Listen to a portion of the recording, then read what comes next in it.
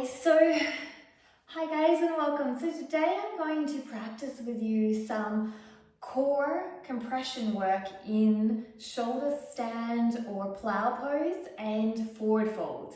This is to make your lower back stronger, your hamstrings more active, your hips more open, and your core more strong. Now this is something that I use for floor work and also pole work, as well as handstand presses. So let's get started. Now take it to your level. Firstly, I'm going to bring my feet straight out and I'm going to pull my chest forward.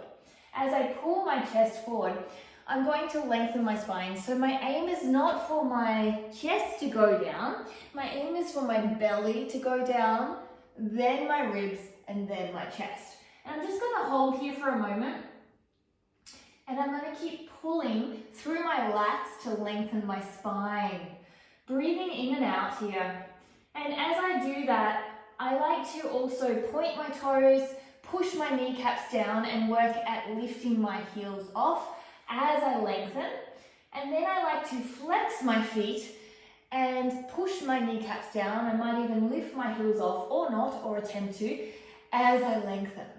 Now we're going to start to articulate here a wave. So to articulate this wave in this movement, you're going to start with the long spine and you're going to bring your head down towards your legs, curl all the way back, and then curl all the way forward and lengthen up. So you're curling all the way back and curling all the way forward. Now I'm feeling my core. So as I do this, as I round here, so you come down, as I round, I'm pulling my belly button into my spine as I pull my head back above my knees and come up. And then as I dive down, I'm pulling my belly button into my spine and then lengthening out my spine by activating my lats and pulling my chest through. Let's do two more. And I'm using my breath as well. So inhaling, exhaling. Nice. So you should be starting to feel a little bit of fire in the belly and quite a lot of fire through your spine. Your legs are starting to switch on. Now, if you're having troubles and you're feeling like you have nerve tension, then one thing I want you to try is, so this is a sciatic nerve release. You bring the knee in towards your chest. You point the leg, and when you start to feel tension, you flex the foot and bring it down. And you do around 5 to 10. Let's try for 10 on each side. So start on one side and then go back to the stretch and see if you feel the tension less in the flexibility. Now, the point of the tension here is only a 3 out of 5 out of 10 that you're going to feel, not too much tense. That's why I don't have my legs super straight. And then you will go back and stretch. Now, you stretch like this and I can feel there's a lot more release in this leg here. If you also still feel it, point your foot and this will take a bit of nerve tension off because of the change in dynamics of the joint function will lessen the tension of the nerve. Now, from here, we are going to go in and we are going to bring our legs back over with a little bit of core work. So you're going to lie on your back and you're going to use your core and bring your legs down. I'm going to do 10 of these. So it's quite a strong core movement. 2, 3, 4. So we're warming up our core here. 5. I'm trying to keep my legs straight, glutes tight. 6. Try not to look towards the side. I'm just looking for you in the camera, but best not to for your neck. 7. 8. 9. One more, my core is on fire. 10. Now we're going to change that dynamic. We're going to sit up and we're going to do similar movement, but this time our legs are going to open to the side and we're going to start from sitting. So it's going to look like this. We're going to come down, we're going to move back, and we're going to go 1, 2, a long spine. So we're getting a lot of fire in our core. 3, 4,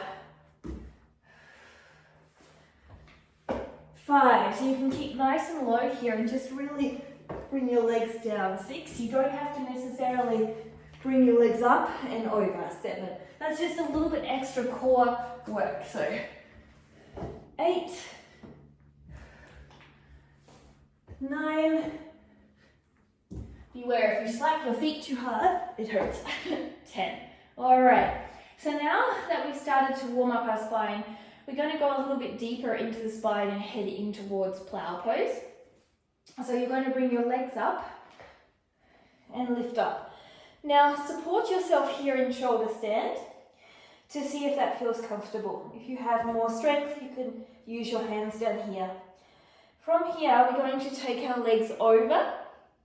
Now if you can't reach the ground here, you can put a block or a sofa underneath. In time, with practice, it gets a little bit hard to talk here. You're going to be able to reach the ground. Now what we're going to do here is we're going to slide our feet out and in for 10. So I'm not going to talk too much just because it restricts my breath. So I'm using my core here.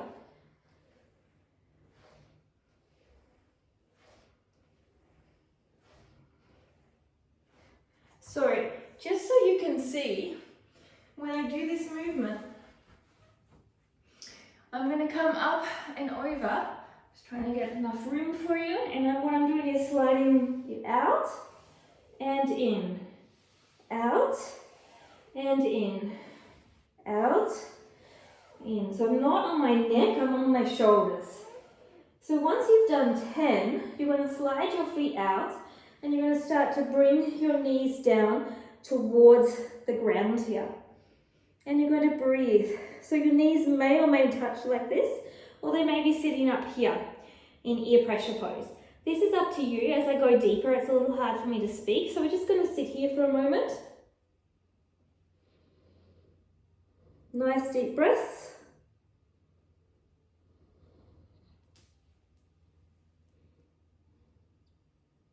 Now, if we wanted to advance this, I'm going to lift up and down.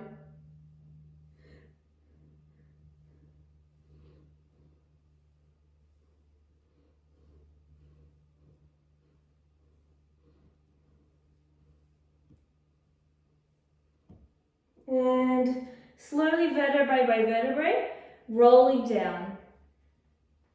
Keep the compression as you roll down. So when you get to about this point, just allow your back to release out and slowly come down. So now we're just going to work the last little bit to open up our hips. So we're going to go into a happy baby pose here, okay? The aim here is to push your knees as close as possible underneath your shoulders and then down to the ground, okay? So you're pushing them down to the ground. If they don't touch, that's okay. Some days mine do, some days they don't. And then from there, you're going to, I've got the wall, straighten out your legs and keep the knees as close as possible to the ground. So it's quite an intense core movement to do this. It's not actually just about flexibility. So again, I'm bringing myself into the happy baby by putting this way. You can stay here firstly. Option 1 is to stay here and work at getting your legs down.